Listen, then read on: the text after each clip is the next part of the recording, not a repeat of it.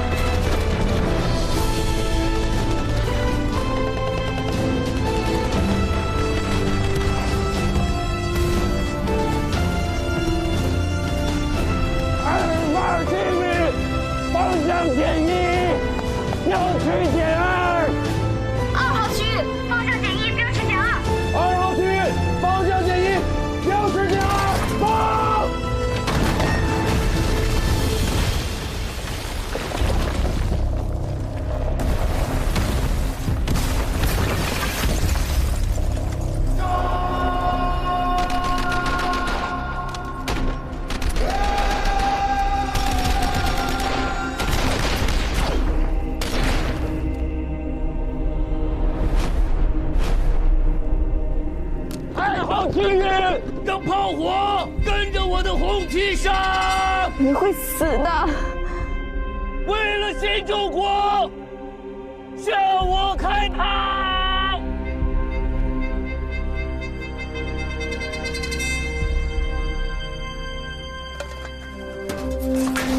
放！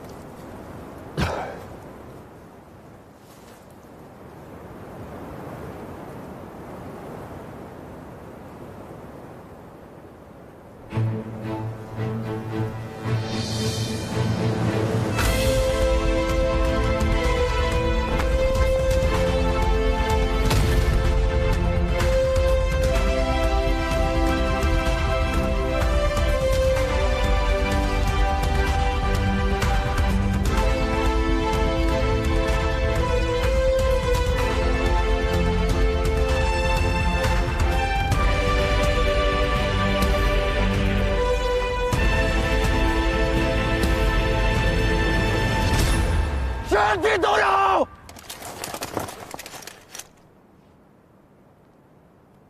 敬礼！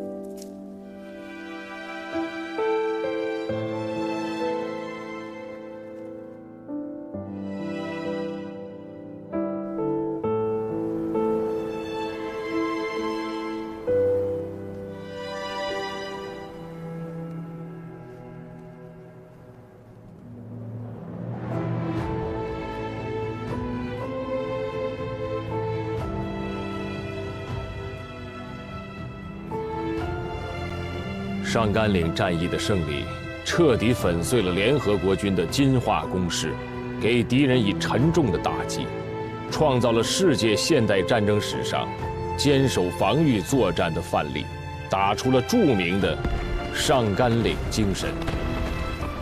第12军与第15军换防后，继续在上甘岭的阵地上与敌人争夺，成为战役的主力。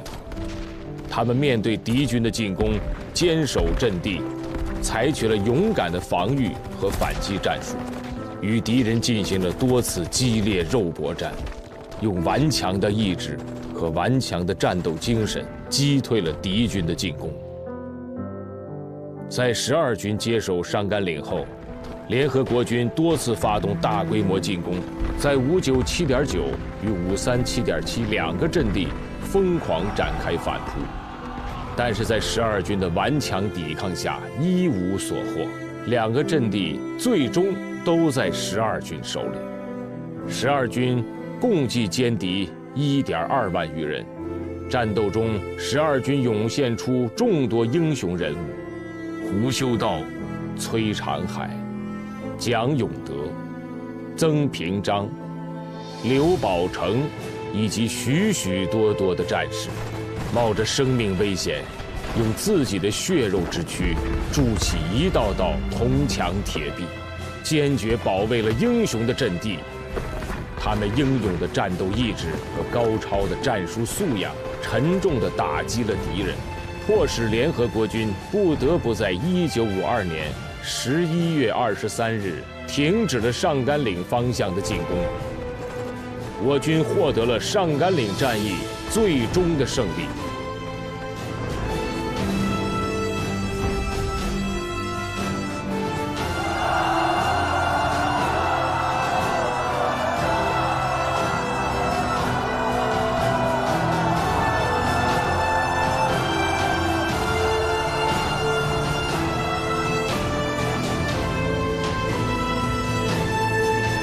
被发现了。给后车发信号，我们在这找。对，停地嘛，别太往上了。小子，看好了，我去撞飞机了！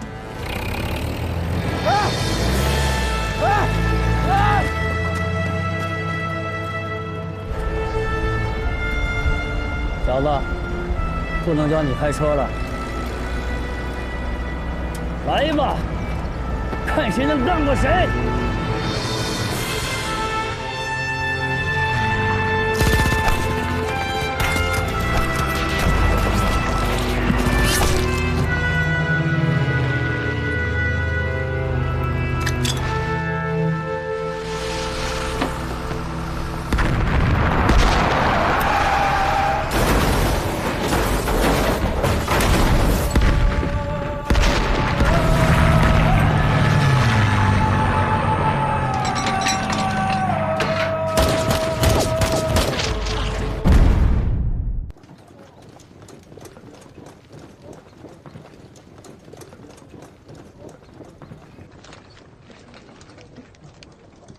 命令下来了，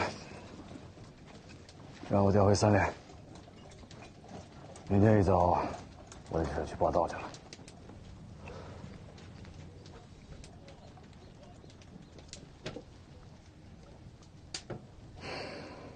别愣着了，来，肠道有留下的，这小子平时抠抠缩缩的，没想到还藏了这么多好东西。来，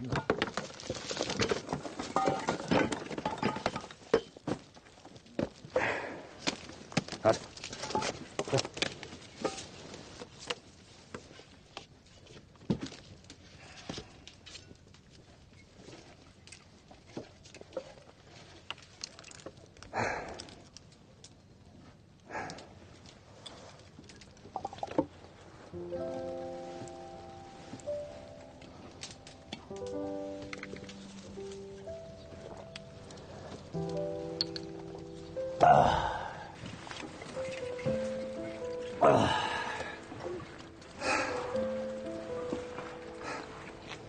长大了，像个汉子了。书记，这担子就交给你了。我请求您撤销我副连长的职务，我想当回战士。你胡闹！你想当逃兵是不是？我不是逃兵，你还说你不是逃兵？三哥洞那边我还有很多事儿要去准备，一坑到这儿就交给你了，你能不能撑住？我建议咱们先开党支部会议。开叫了啊！老段，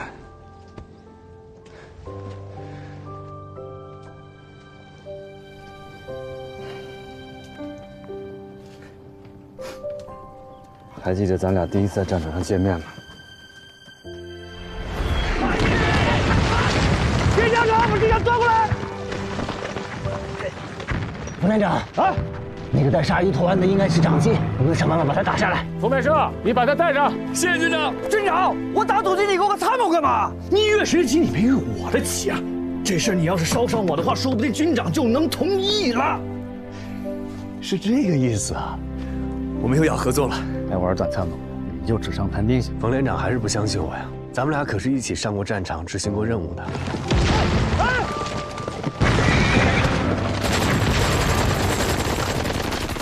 玩战参谋，这不是你的作战室啊，你得多戴只眼睛。咱们8连可是一个整体，无论遇到什么事，咱们得一起扛着。无论什么事，无论好坏，无论好坏，你抱着个轻机枪，一个劲儿的往前冲，被马撞倒了，还能爬起来。那时候我就觉得呀，就你这么一书呆子，在战场上活不过3天。还有那弹夹，丢了你都不知道。有完没完了？啊？掉弹夹这点破事说的没完了是吧？我立功你怎么不说呢？还活不过3天，老子在这儿583天了，还站在这儿呢。看到没有？连长，段参谋，好了好了，好了，没事。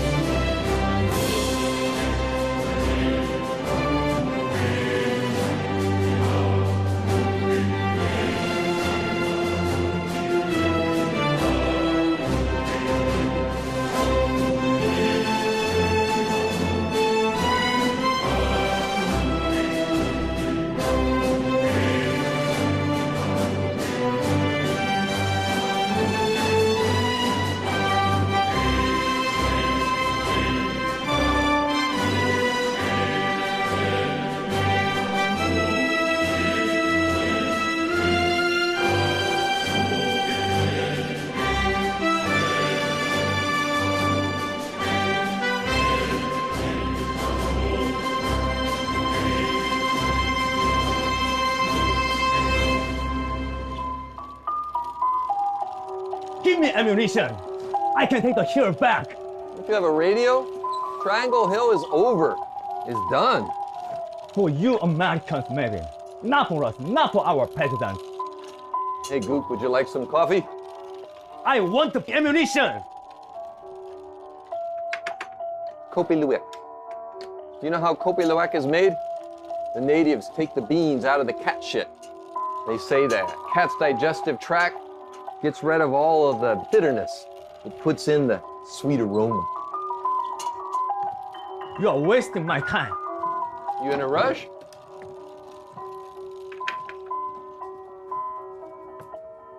Hey, nothing more about the cash yet.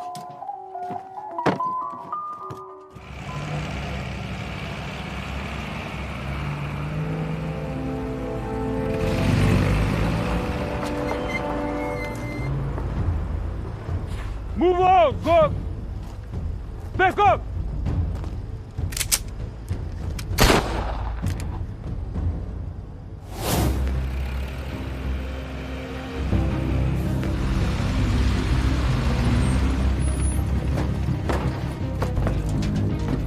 行，把力把力。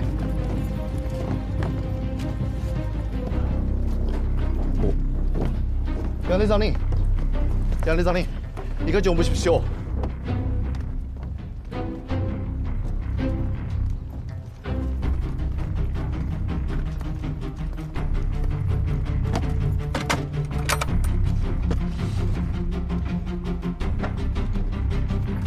이거 뭡니까? 아주 좋은 거다. 106.7mm 박형 포토카스트. 곧 판도를 가지고 돌아간다.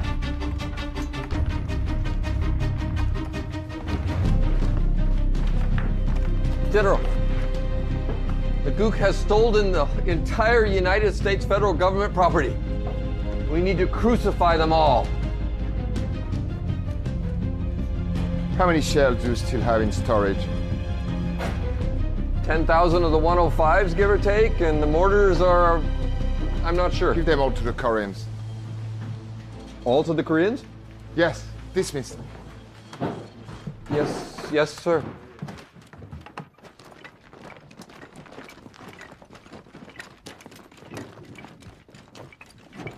军长，这干什么呀？这么着急冲刺过来啊？你看看这个，这是一个俘虏藏在肚子里面带过来的。你看看现在，我们应该怎么办？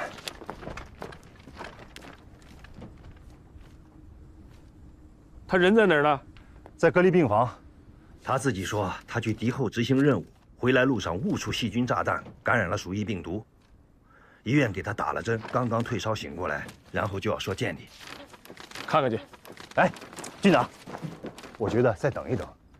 67军李湘的教训，你不得不重视啊。我跟李湘的情况不一样啊。李湘是什么情况？让人当上火给治了半天，就没有人告诉大夫他接触过细菌炸弹。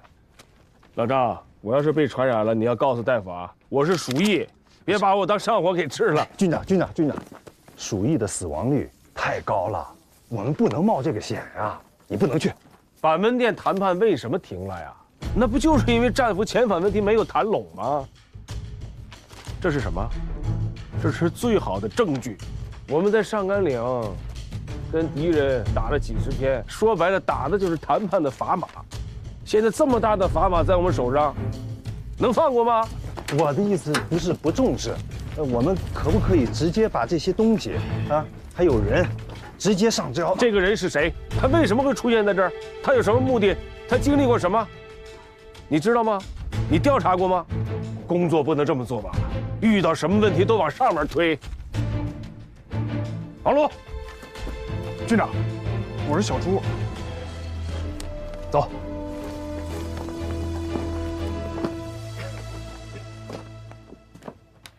莫言同志，秦科长，您不能进来。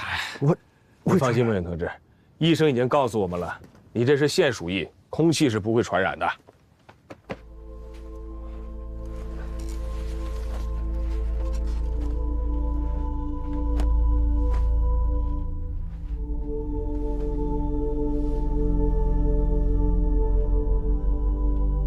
你的情况我都知道，你是去执行任务的。这次带回来胶片非常重要。我军现在和联合国军谈判，就卡在战俘的问题上。这个胶片上有美军在战俘营虐杀我国战俘的证据，对谈判将会起到很大的作用。秦军长，您一定要尽快找到致死啊！派人送过去了吧？啊，已经派人送过去了，军长。好，你放心，莫言同志，你的情况我们会报告致死，他们会来接你的。这我就放心了。请您昭告致死，我的病情不较紧，最关键的是，一定在谈判上面不能让步。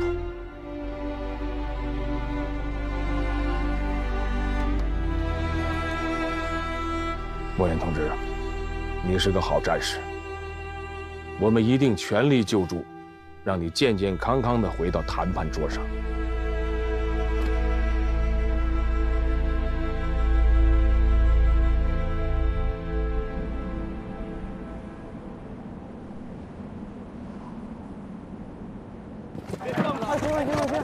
头哥，手脚都利索点儿。都小心手啊！这大志，头子，手啊！跟上，跟上，连长，快打我手！哎，都慢点啊，小心小心，别砸到手。动作都快点儿！来，打我手！这边也是。快快快！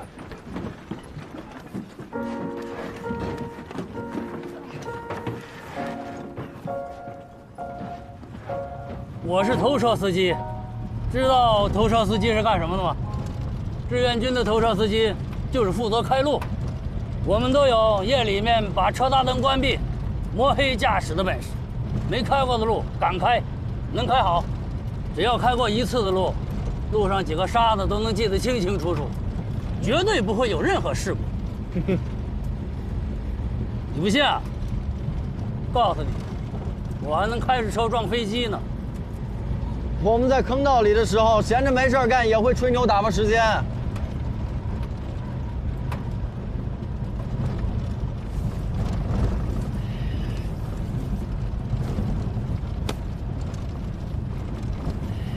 他们也说我吹牛，可我开车撞飞机，真不是吹牛。我们开的枪，在公路两侧的山上。都是咱们的战友。美国人的飞机还没到呢，只要枪一响，我们就知道躲起来。那现在为什么不躲啊？现在公路两侧山上都是咱的高炮部队，美国人的飞机来了就给它轰下来。我跟你说啊，虽然现在咱的装备啊还不如美国人的好，可比刚进朝鲜的时候强多了。那个时候根本就没有防空力量。我听说刚入朝的时候。咱们有1000多辆汽车，不到1个月就只剩下300多辆了。那时候沿途也没有这么多哨兵，大部分卡车都给撞没了，牺牲了好多司机。现在有高炮部队，不一样了。右南方向，发现敌人！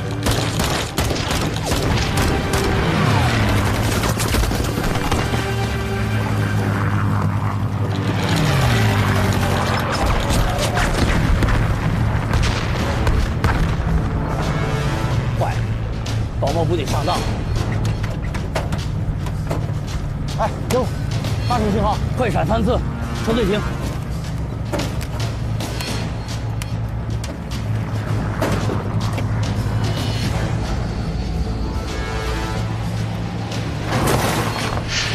什么情况？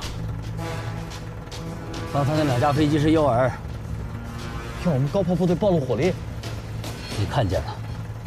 后边的飞机马上把咱的高炮部队给炸了。美国人真狡诈，我们办法多了，美国人的阴招也多了。哎，还没走，被发现了。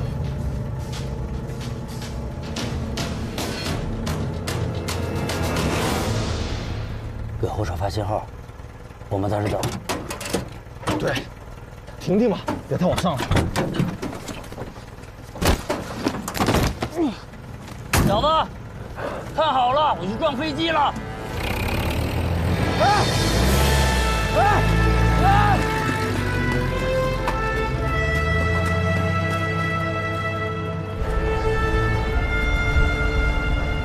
小子，不能教你开车了。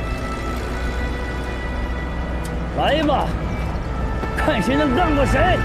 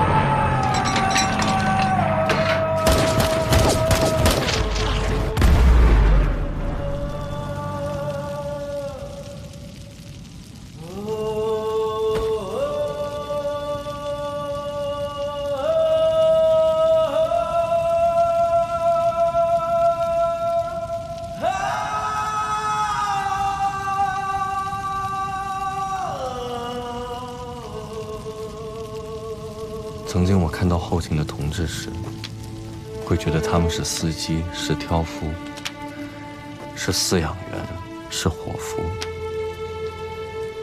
直到今天看到曾大志，我忽然意识到，不论他们在做着什么工作，面对敌人时，他们和我们一样勇敢，视死如归。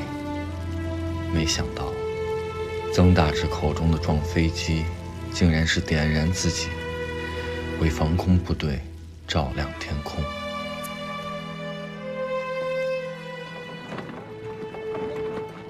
92队2营紧急集合，立刻增援537.7高地。92队2营紧急集合，立刻增援537.7高地。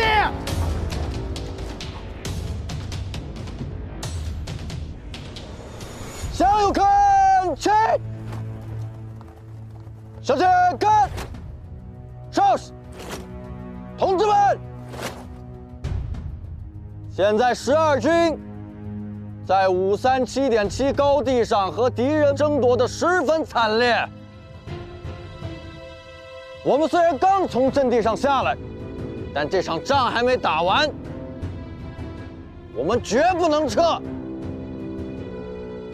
为了响应军里全力以赴支援12军的号召，我们8连从即刻起重返战场。听我口令，向右转。报告。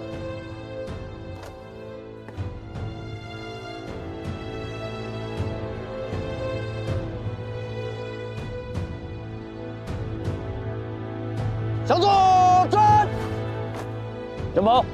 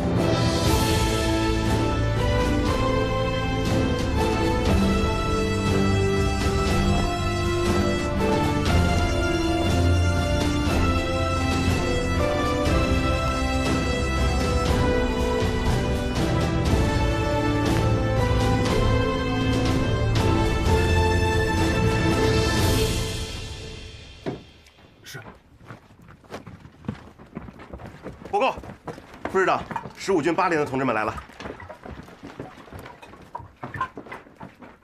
李副师长，8连全体战士向您报道。辛苦了，辛苦了，大家都辛苦了。段显峰在。秦军长已经跟我交代过了，也把你的步炮协同作战方案详细的跟我说了。感谢你们前来增援我们，有什么需求，尽管说。好，李副师长，作战期间，请让我留在通讯室，我需要和炮群还有观察所保持联系。行，那就让我们一起把旗子插在上甘岭高地上。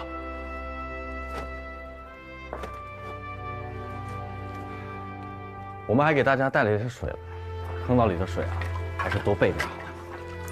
来，分给大家，请喝水。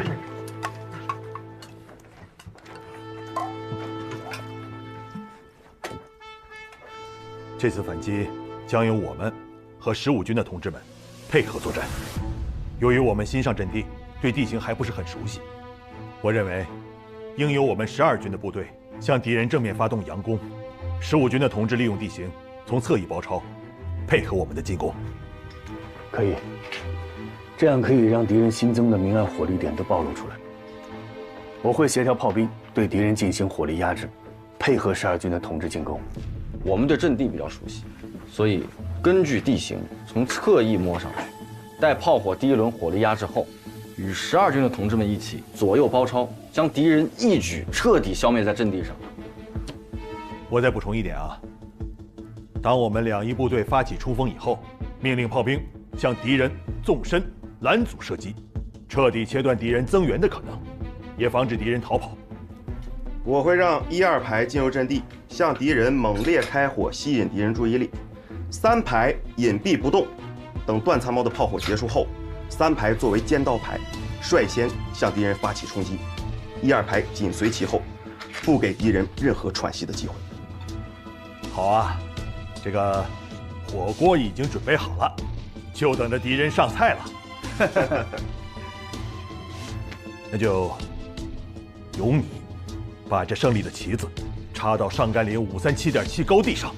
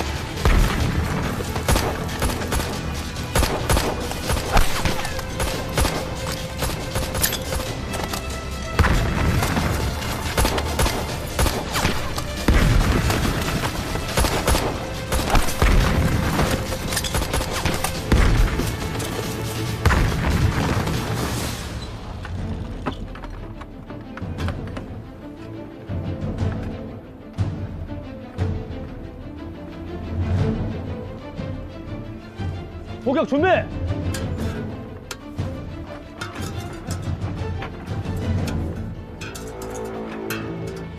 발砲！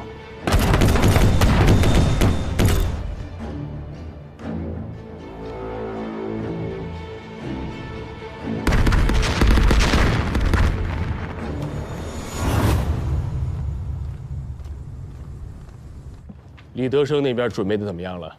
他说再给2天就能反击537.7了。 8号的日志看了吗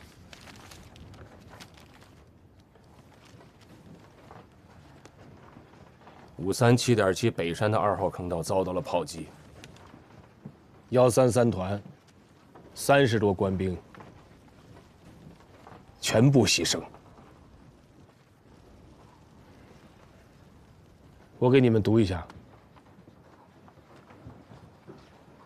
死者死状极惨。 无一处明显创伤，然而凡暴露衣外的皮肤，均溃烂流水，头发如野火燎过般的焦黄，个个怒目圆睁，不明而亡。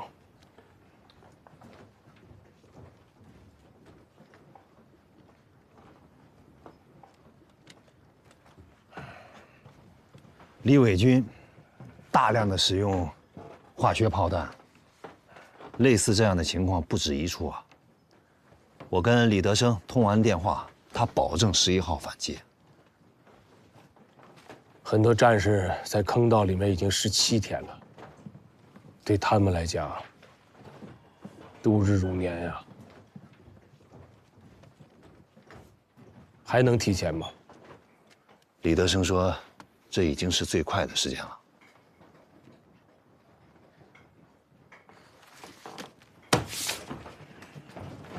哎，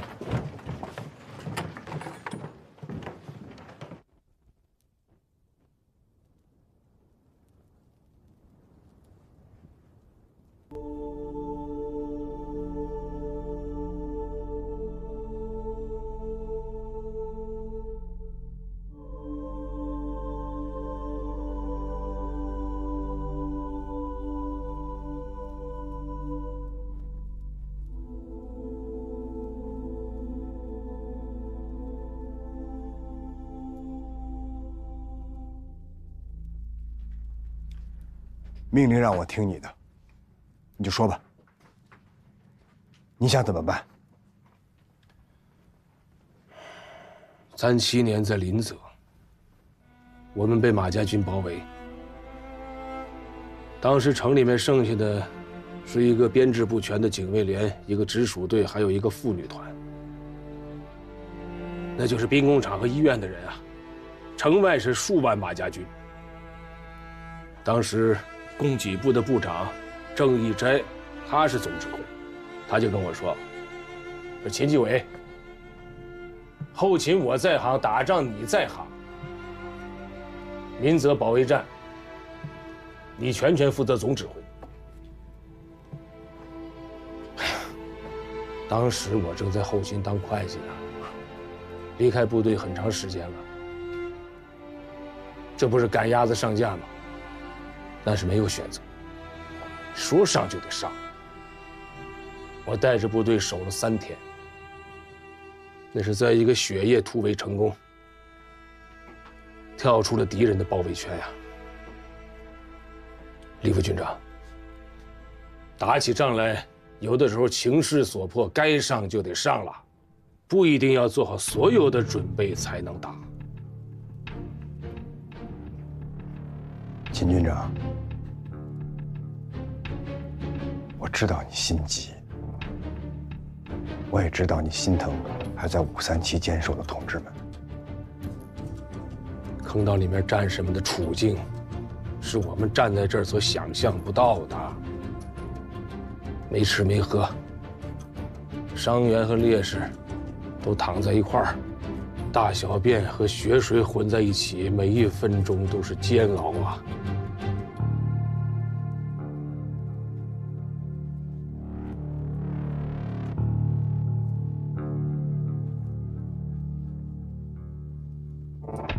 李副军长，咱们都是打了几十年仗的人了，哎，我是最讨厌我在前面指挥，后面有人指手画脚的。虽然我是总指挥，你是前指，但我绝对不干涉你的指挥权，啊。但是我还是要说，11号的反击，如果能提前1分钟，坑道里的战士们就少受1分钟的苦。秦军长，你说的这些我都明白。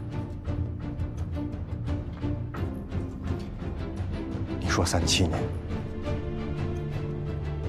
据我所知，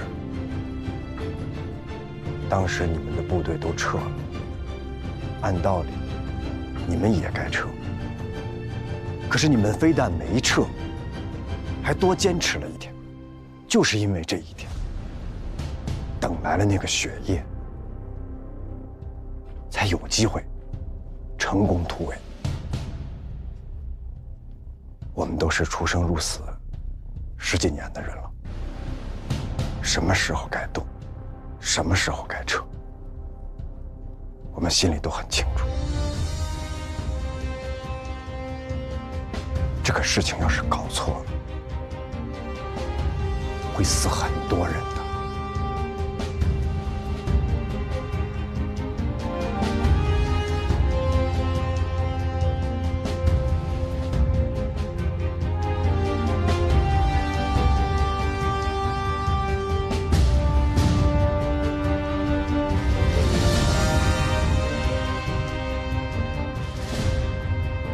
给我接李长林。你们那边准备的怎么样？不要和我说困难，一句话，务必在11号进行反击。另外，如果有条件，你自己临机决断，可以提前发起反击。对，可以提前发起反击。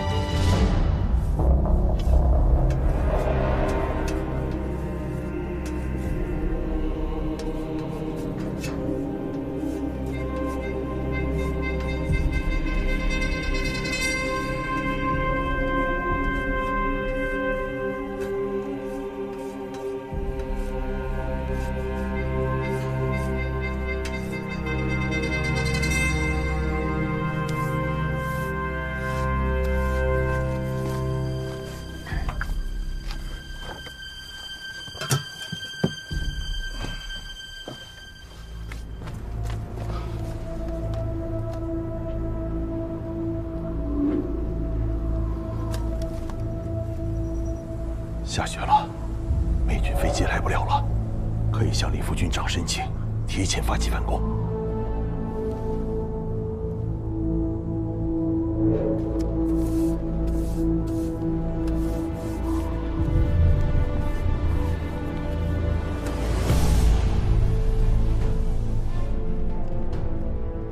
李长林刚才来电话，说他打算提前2个小时进行反击。你给秦军长打电话，把这个好消息告诉他，让他放心。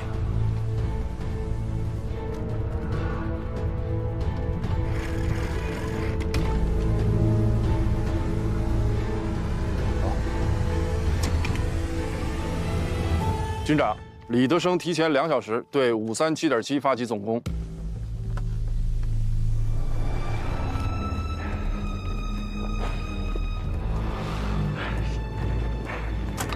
형, 중공군의 공격이 앞당겨진다는 정보가 있어. 걱정하지 마. 우리가 고지위에 있는 거 잊었어? 그리고 미군한테 받은 포탄들이 남아돌아. 우리가 화력에서 딸릴 일은 없지. 언제든지 오라고 해.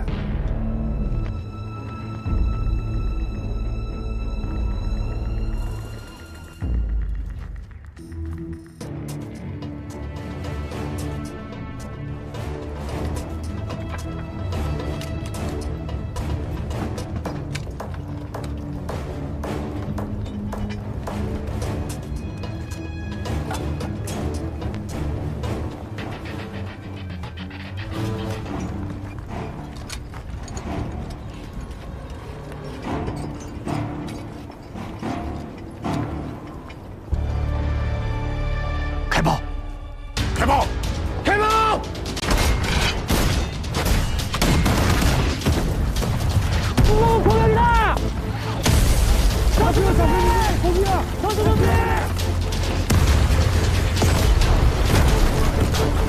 注意，所有卡秋莎准备发射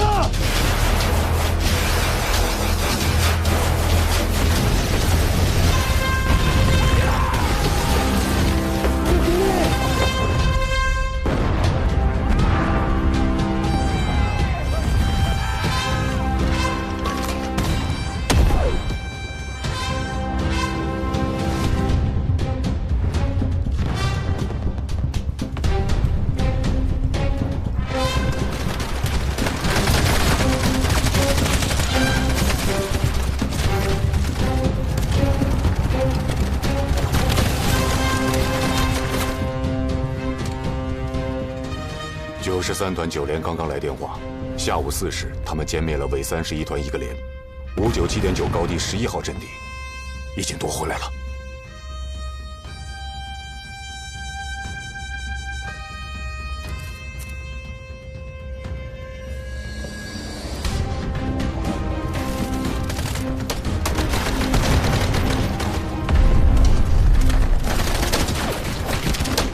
92团1营1连攻下了北侧山棱456号阵地，伪军请求了联合国军的增援，命令他们必须守住阵地，保证7连的侧翼安全。是。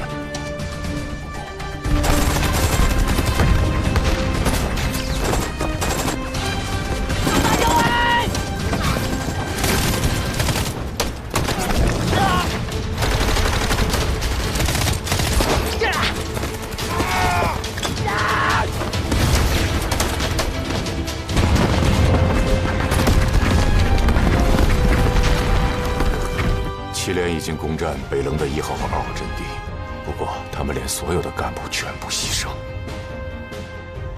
告诉他们，不惜一切代价，必须给我杀穿北侧山棱，不然整个反击都会失败。53区1号区域，方向不变。标尺减2。1号，方向不变，标尺减2。1号区域，方向不变，标尺减2。1号不变。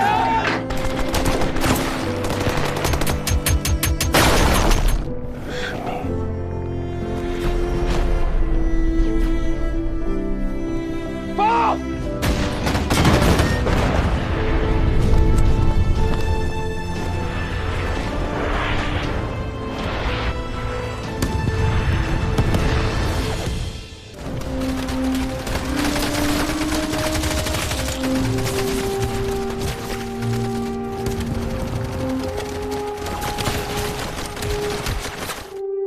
！7连已经攻占北棱的1号和2号阵地，不过他们连所有的干部全部牺牲。告诉他们，不惜一切代价，必须给我杀穿北侧山棱。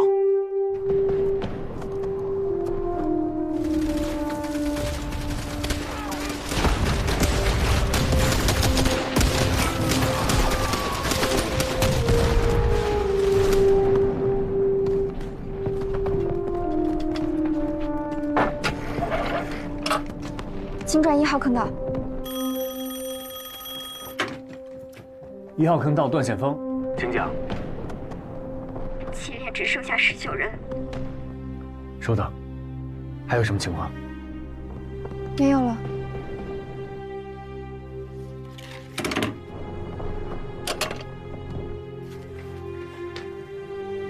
我们去支援7连。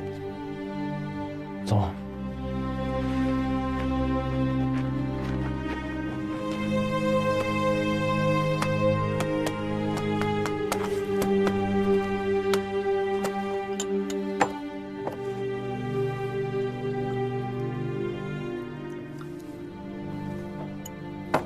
不行，50米太近了。 7连在537.7北山的战斗中打的只剩下19个人了，敌人还在不断的增援，我们只能从侧翼迂回去增援他们。这回我们必须在30分钟之内杀上阵地，这需要利用极度精准的炮火压制住敌人的火力，才能完成任务。可我们之前步炮协同那么多次，从来就没有这么近过啊！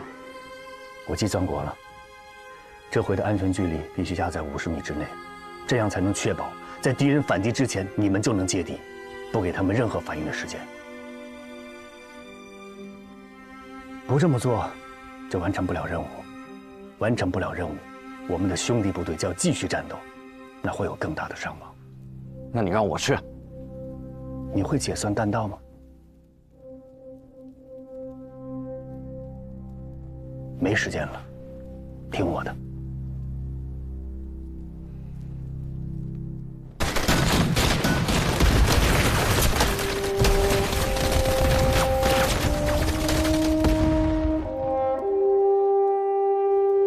我是段显峰。你们怎么样？负责沙川537.7北侧山棱的7连，只剩下19人了。我现在作为预备队在下面，但是他们打得很惨烈，我随时会顶上去。到那时，如果我需要缩小炮弹的安全距离，你一定不要犹豫，就按我给你的步炮协同手册上的方法打。段先锋，你不要命了？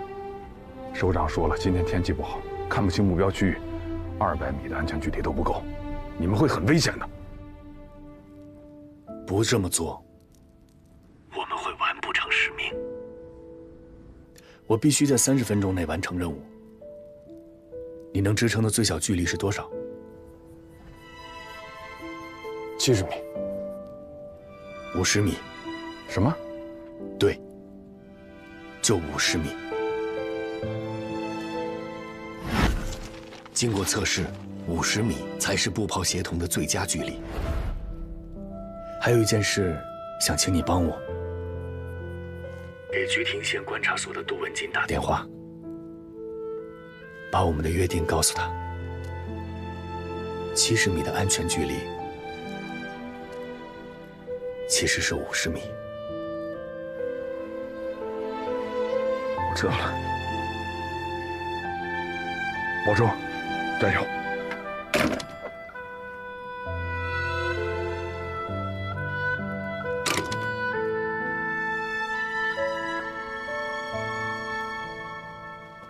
目前看已经没有别的办法了，段显峰的话应该可以。请师长下令，把安全距离调到70米，进行第2次步炮协同作战。好。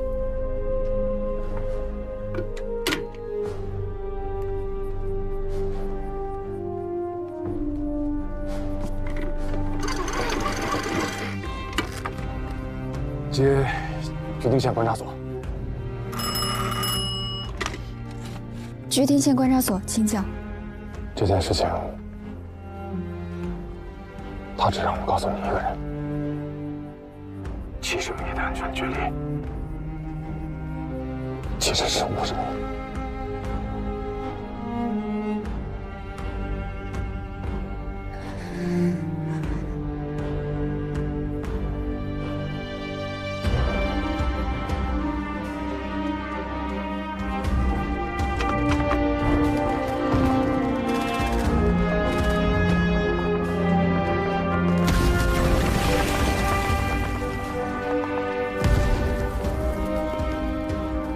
7连刚刚占领了山棱上的3号阵地，必须一鼓作气，全部拿下。他们只剩19个人了。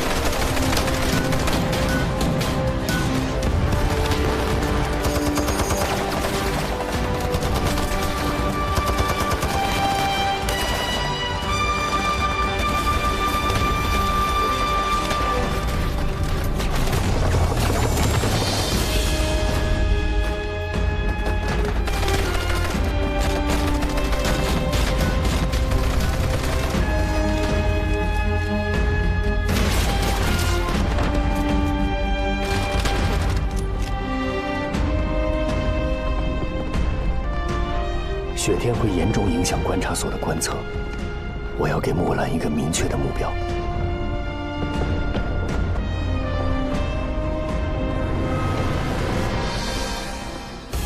8连攻下了9号阵地，让他们赶快过来支援7连。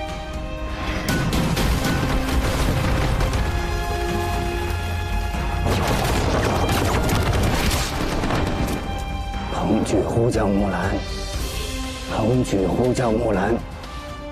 木兰收到，请回答。你怎么了？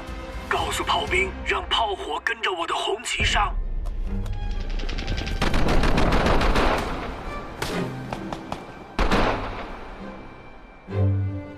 全体准备。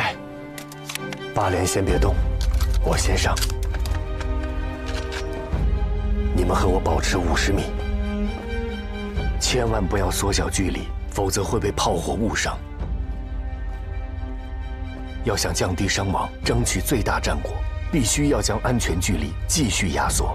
但这需要炮兵观察员冒着牺牲的风险冲在最前面，引导炮火，引导弹着点，为冲锋部队打开安全通道。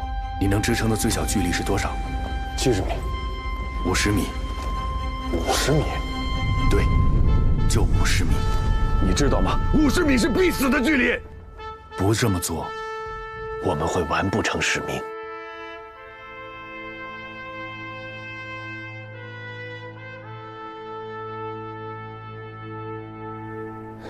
段前锋，坚持30分钟，一切就结束了。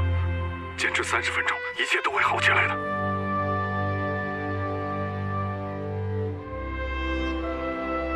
我怕疼，剩下的看你了。放心吧，我的炮很准的。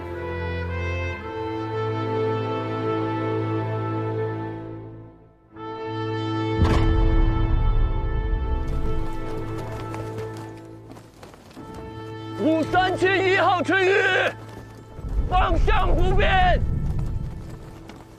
标识减2。1号，方向不变，标识减2。1号区域，方向不变，标识减2。1号不变。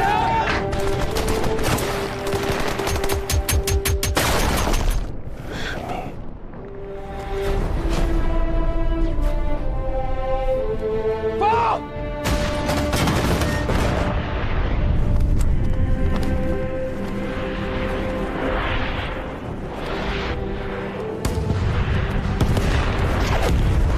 20米。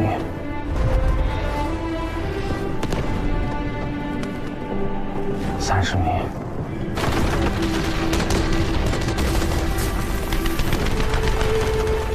40。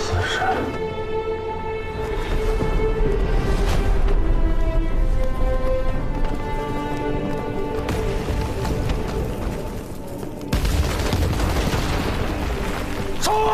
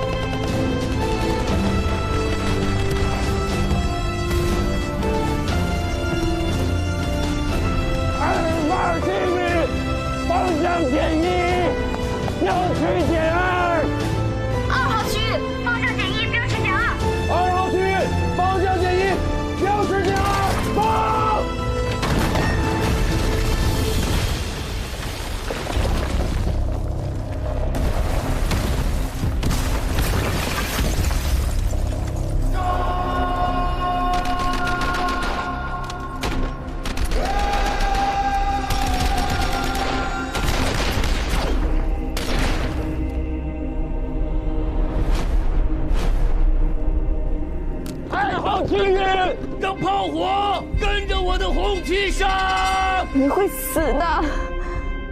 为了新中国，向我开炮！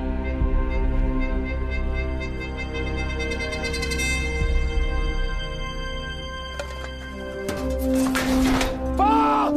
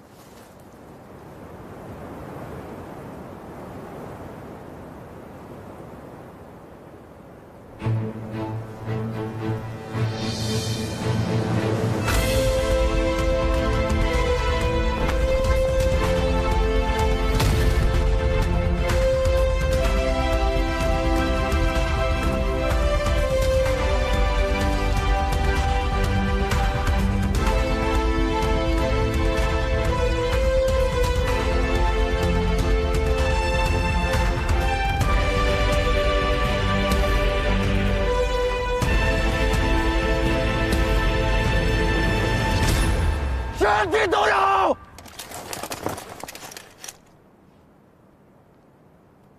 敬礼！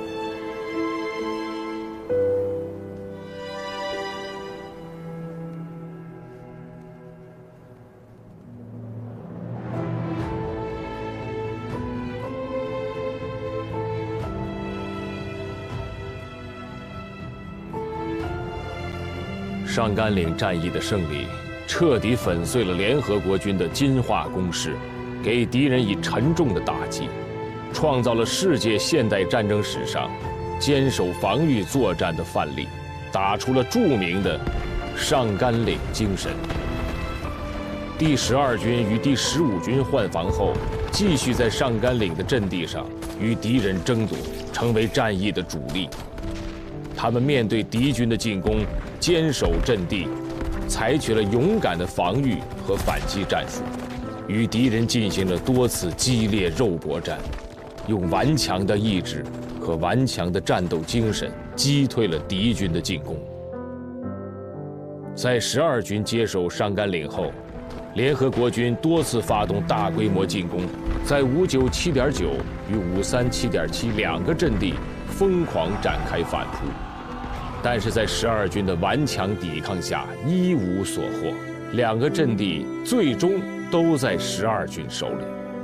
12军共计歼敌1.2万余人，战斗中12军涌现出众多英雄人物，胡修道、崔长海、蒋永德、曾平章、刘宝成以及许许多多的战士，冒着生命危险，用自己的血肉之躯筑起一道道铜墙铁壁，坚决保卫了英雄的阵地。他们英勇的战斗意志和高超的战术素养，沉重地打击了敌人，迫使联合国军不得不在1952年11月23日停止了上甘岭方向的进攻。我军获得了上甘岭战役最终的胜利。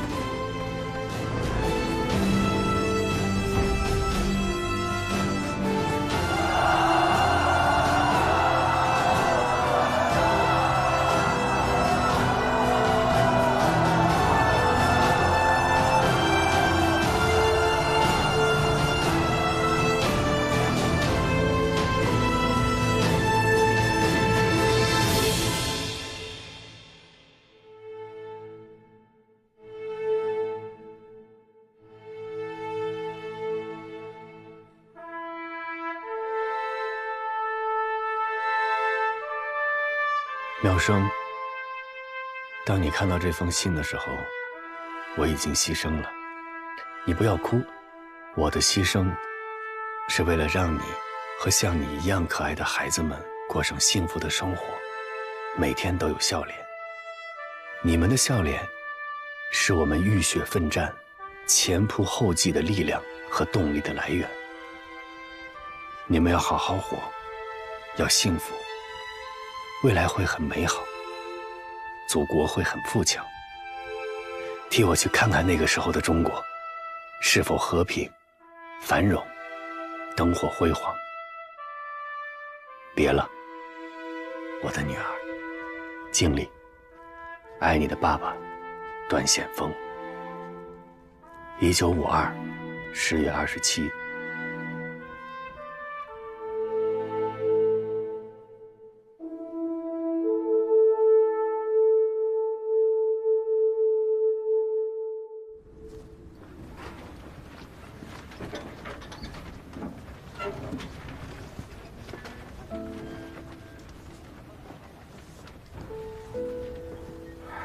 这是我写的关于将来我们反击美军步炮协同的想法。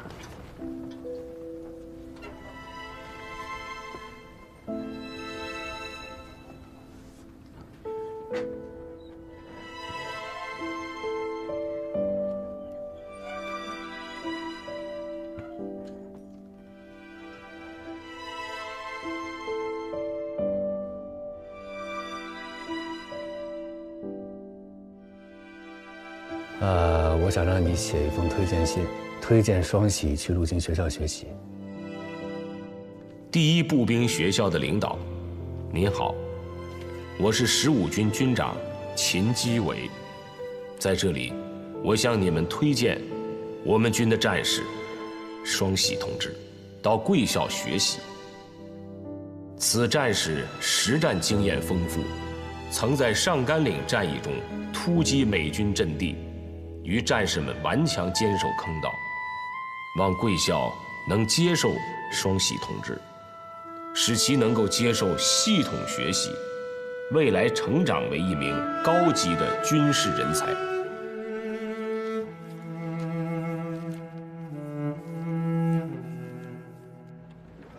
반장님, 저 싸울 수 있습니다. 꼭 그렇게 하셔야 됩니까? 싸워야죠, 계속.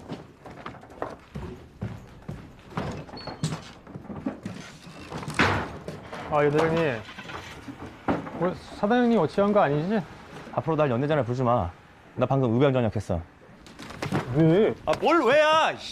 아니 형, 나 형 존경하는 거 알지? 아, 형만의 애국자가 어딨어? 아, 이런 군인을 보내는 거 아니지? 아직도 모르겠어?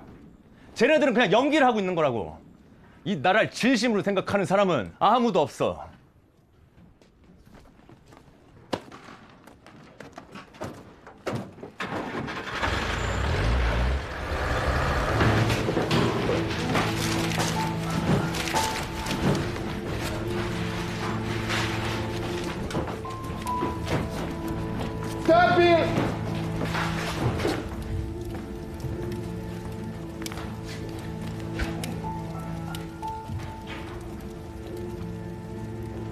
Jin Dada, I didn't expect it to be you.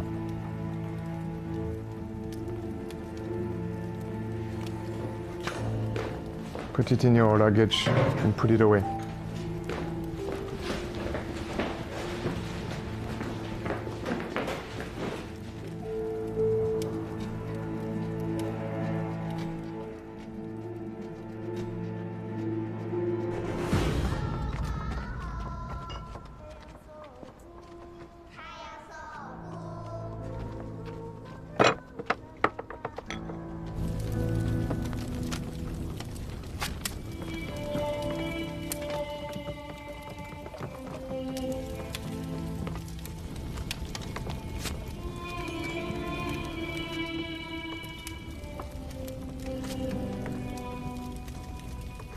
我们胜利了，来之不易的胜利，是15军与12军团结协作、浴血奋战的胜利。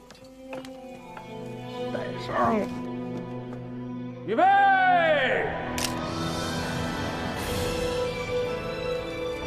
无数英雄长眠在上甘岭前这3.7平方公里的阵地上。 但祖国不会忘记他们为了祖国做出的贡献。别了，我的战友！别了，上甘岭！别了，英雄的阵地！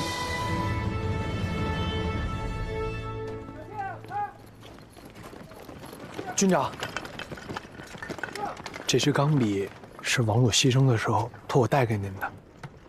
本来刚一下阵地，我就想给您，但我知道王鲁是您的心头肉，所以好几次都开不了口。现在仗打赢了，要回去了，我想这是王鲁的心愿。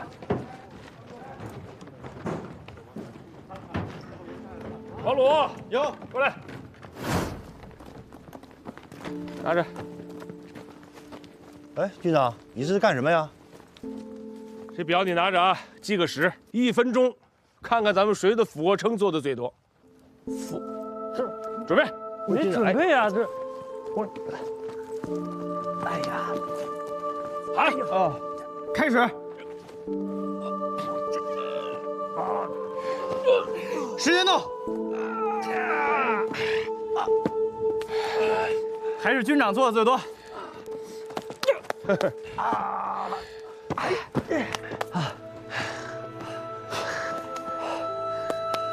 看看你们累的这个样子，都跟那个段显峰一样，才挖了几下坑道啊，累得浑身是汗，那汗都能浇2亩地了。这机关干部跟一线战士的工作性质也不一样。有什么不一样的？都是当兵的。你以为你们当参谋呢，以后就不拿着枪上战场打仗了？该冲都得给我冲上去。 从明天早上开始，早上起床以后，所有的参谋啊，跟他们都说，先给我做100个俯卧撑才准吃饭。好。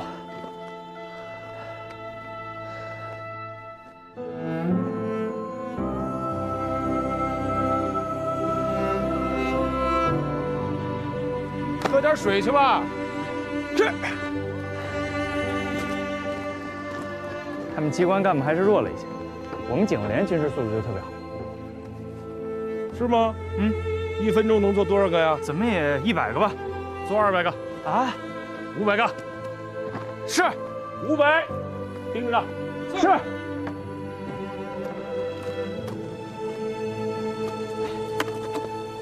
刚来9纵的时候，你有20、16，这晃快6年了，在你身边也5年多了。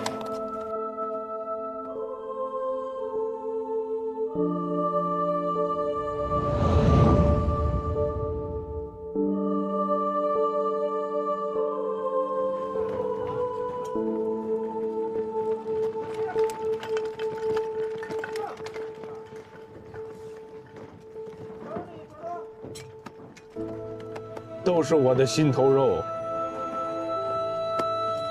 你留着吧。谢军长。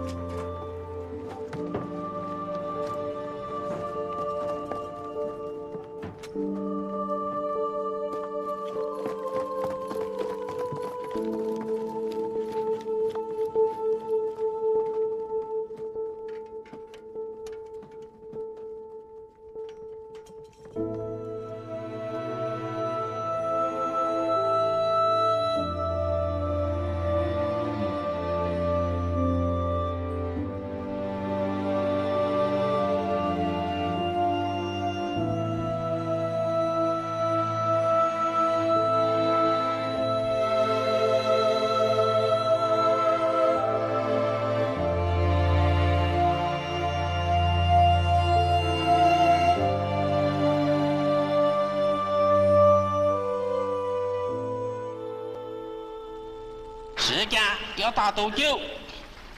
我讲我们不要做决定。过去是由到了门，以后是由20号或者美国的将来的什么总统由他们去决定。就是说，他们要打多久就打多久。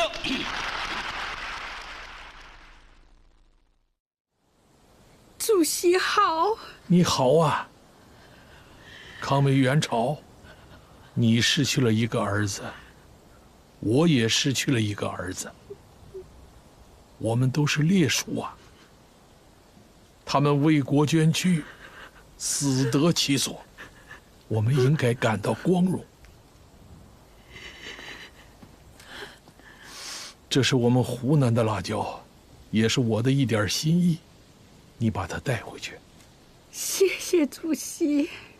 保重身体，谢谢。好好生活。哎，好日子还在后面呢。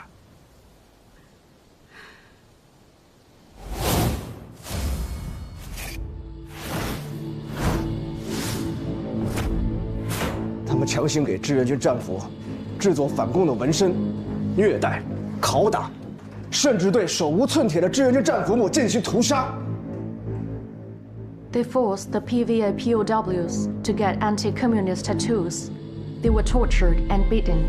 Some were even killed indiscriminately. You mean massacre? 你是说屠杀？对，屠杀。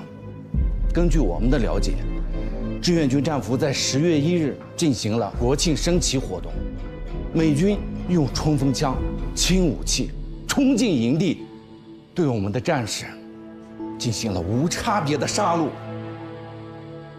Yes, massacre. According to what we know, the PVA troops were conducting a flag-raising ceremony. The American troops charged in with submachine guns and started indiscriminately shooting our troops. 这些照片来自于一个爱好摄影的美国军官。在这次屠杀当中，有60多个人身亡，100多个人受伤。These photos are from an officer who loves photographer in the camp. They massacred more than 60 people. Over 100 were injured. I hope what I'm hearing is not true, but the Red Cross and the United Nations will start to investigate immediately. 我希望我们听到的都不是真的，但红十字会和联合国会展开调查。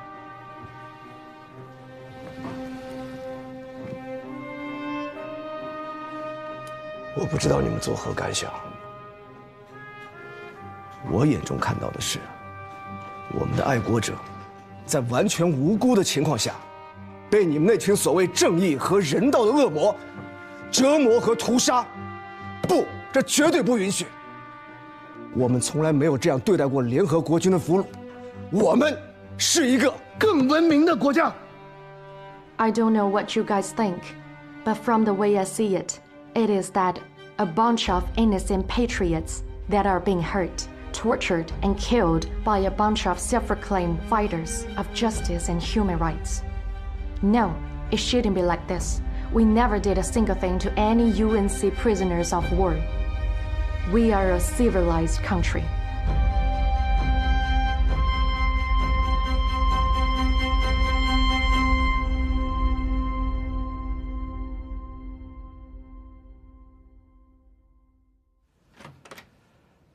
Oh. 主席好，秦继伟同志，劳苦功高，欢迎你啊！我代表15军全体官兵向您汇报来了。好啊，坐下说。哎，一路风尘仆仆啊，抽根烟解解乏。主席，我不抽烟。军长不抽烟？戒了。戒了。好，好，那我也不抽了。秦军长，你们能打硬仗，15军是一支从太行山走出来的年轻部队。你们打得好啊！啊，我们的部队就是这样，几个硬仗打下来，啊，就是主力了。美国人的钢铁硬，15军的骨头硬，谁更硬啊？事实证明，骨头比钢铁硬啊！是主席和军委指挥得好，是战士们打得顽强。志愿军战士在松骨峰、长津湖、上甘岭，让联合国军知道了什么是新中国，啊，让全世界人民知道了什么是新中国。帝国主义是不会轻易给我们和平的。我们党就是在发展中壮大起来的，我们不怕斗争，但是光敢于斗争还不行，还要敢于胜利。100年来，中华民族输的太多了，失败，斗争，再斗争，再失败。在上甘岭，在朝鲜，我们胜利了。所有被压迫的民族都期待这场胜利。在与帝国主义的直接较量中，我们太需要胜利了。将来，我们还要收复台湾，实现统一，告慰牺牲的烈士，建设强大的新中国。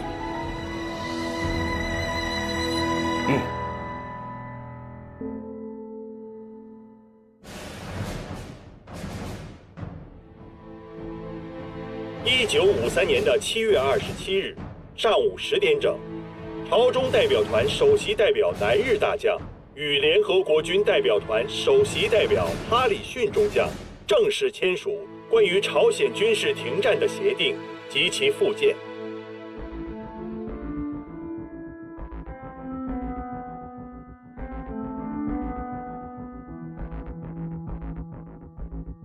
下午1时，美国陆军上将马克·韦恩·克拉克在汶山的帐篷里签上了他的名字。他后来在回忆录中写道：“我成了历史上签订没有胜利的停战条约的第一位美国陆军司令官。”晚10时，朝鲜人民军最高司令官金日成元帅与平壤首相府签字。经过板门店数次努力的谈判，我们得到了有利的结果。志司已经下达命令，于1953年7月27日晚10点正式停火。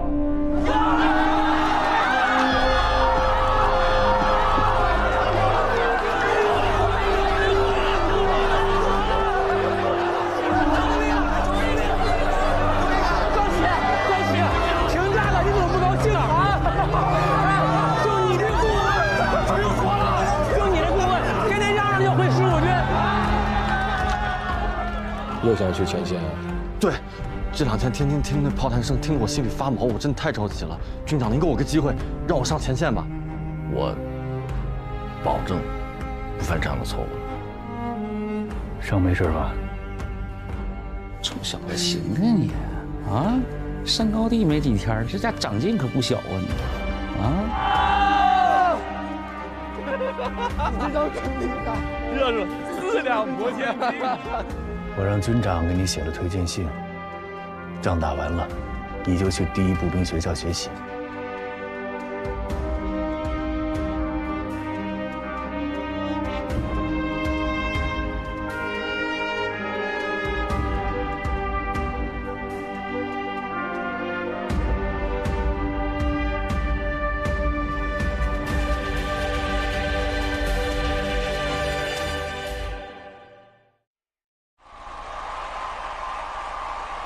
1953年7月28日上午9时30分，中国人民志愿军司令员彭德怀于开城松岳堂在关于朝鲜军事停战的协定及其附件上正式签字。在3年一战之后，资本主义是个最大根源强化的第一流军队，被限制在他们云南、索化等停留的地方。西方停留者以善意呢，只要在东方一个海岸上要去地震大炮，就是保住一个国家的时代，一去不复返了。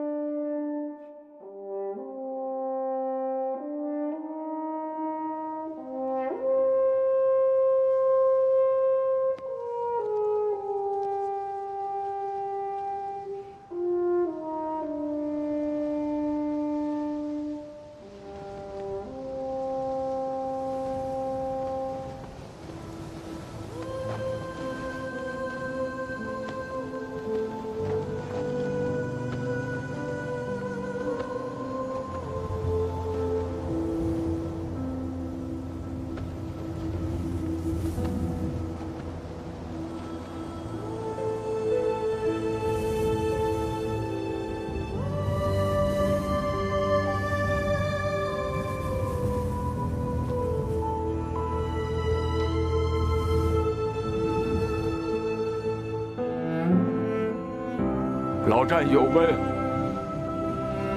我来看望你们了。